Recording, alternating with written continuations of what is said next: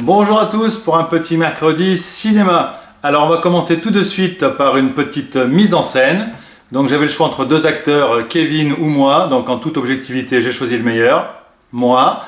Voilà, donc je vous montre ce que j'ai filmé.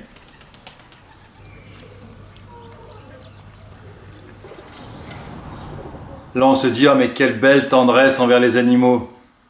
La suite.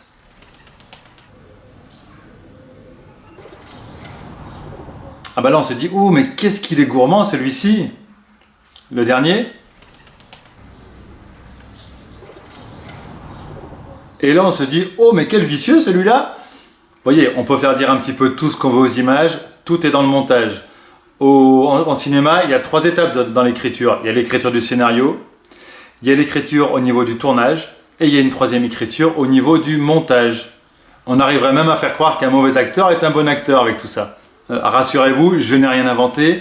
Tout ça remonte à 1921 au réalisateur et théoricien russe Lev Kuleshov, ou Kulekov, ça dépend si on est de Russie du Nord ou du Sud, ou de l'Ouest. Donc Lev Kuleshov qui avait demandé au grand acteur vedette de l'époque, Ivan Mosjoukine, de lui filmer son visage d'une façon tout à fait neutre. Voici ce qu'ensuite il a réalisé au montage et qu'il a montré aux spectateurs.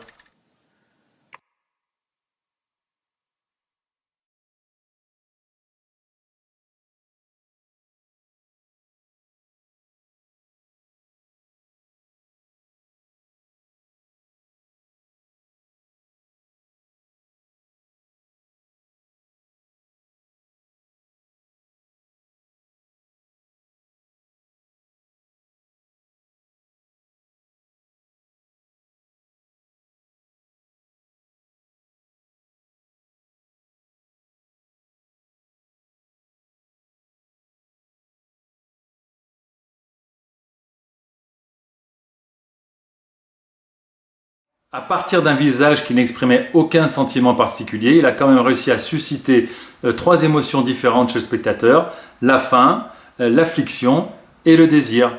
Et il a fait ça à l'insu de l'acteur vedette, on ne sait pas d'ailleurs ce qu'il en a pensé lui-même. Sir Emmanuel, non, Sir Sourire, non, Sir Alfred Hitchcock, bien sûr, en 1964, a aussi malicieusement expliqué ce principe. Là, je vous laisse regarder ce petit passage télé. Now the third way is what one might call pure cinematics, the assembly of film, and how it can be changed to create a different idea. Now we have a close-up. Let me show what he sees. Let's assume he saw a woman holding a baby in her arms. Now we cut back to his reaction to what he sees. And he smiles.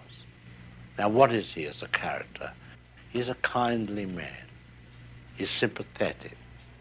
Now, let's take the middle piece of film away, the woman with the child, but leave his 2 pieces of film as they were. Now we'll put in a piece of film of a girl in a bikini.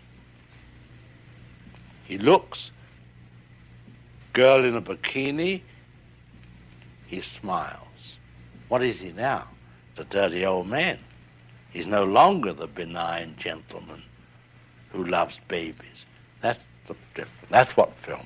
Hitchcock qui expliquait d'ailleurs que pour lui, le montage était l'élément clé de la grammaire cinématographique et on peut lui faire confiance en termes de connaissance du cinéma. En 1957, le réalisateur et théoricien Chris Marker, lui, a utilisé le même principe mais en se servant de la voix off dans Lettres de Sibérie. Je vous laisse regarder. En enregistrant aussi objectivement que possible ces images de la capitale Yakoute, je me demandais franchement à qui elle ferait plaisir, puisqu'il est bien entendu qu'on ne saurait traiter de l'URSS qu'en termes d'enfer ou de paradis.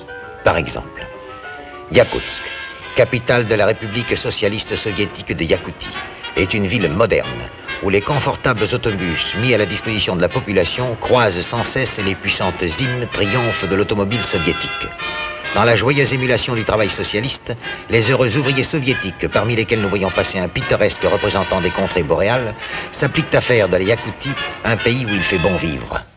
Ou bien, Yakoutsk, à la sinistre réputation, est une ville sombre, où tandis que la population s'entasse péniblement dans des autobus rouges sang, les puissants du régime affichent insolemment le luxe de leurs hymnes, d'ailleurs coûteuses et inconfortables.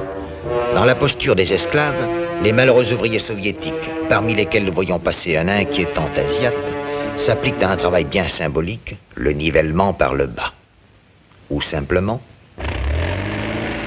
à Yakoutsk, où les maisons modernes gagnent petit à petit sur les vieux quartiers sombres, un autobus moins bondé que ceux de Paris aux heures d'affluence croise une Zim, excellente voiture que sa rareté fait réserver au service public. Avec courage et ténacité, et dans des conditions très dures, les ouvriers soviétiques, parmi lesquels nous voyons passer un Yakout affligé de strabisme, s'appliquent à embellir leur ville qui en a besoin.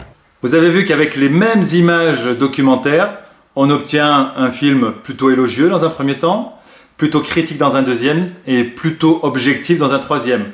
Enfin, on pourrait vraiment se poser la question, est-ce que le troisième film qui se veut objectif n'est pas finalement le pire des trois? Dans Contre-champ, l'excellente chaîne YouTube du journal Le Monde, ils s'y sont amusés aussi avec des extraits du film Matrix, où Keanu Reeves est pris avec toujours la même expression, le même passage du film, et en face, on fait correspondre différentes images du film, et le résultat, le sentiment qu'on ressent est totalement différent. Bien joué. Dans cette scène, Neo rencontre l'effroyable agent Smith. Mixé avec d'autres passages, voyons ce que son regard peut évoquer. Tu es blessé. Ça va aller. Les doseurs.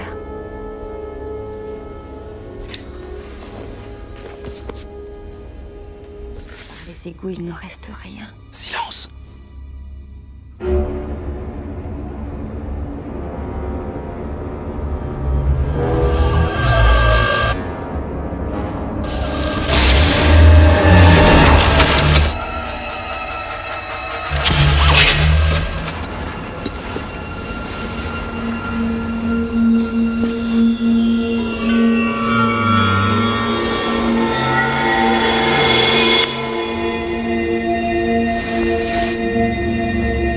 Le montage peut aussi nous permettre d'obtenir des effets assez rigolos. Il y a des actrices américaines qui s'y amusent ces temps-ci sur les réseaux. Je vous invite à aller les voir. Donc par exemple, s'il y a Kevin qui s'approche, qui m'énerve, je fais « Oh Kevin, qu'est-ce qu'il y a? Qu'est-ce qu'il y a Kevin? Qu'est-ce qu'il y a Kevin ?»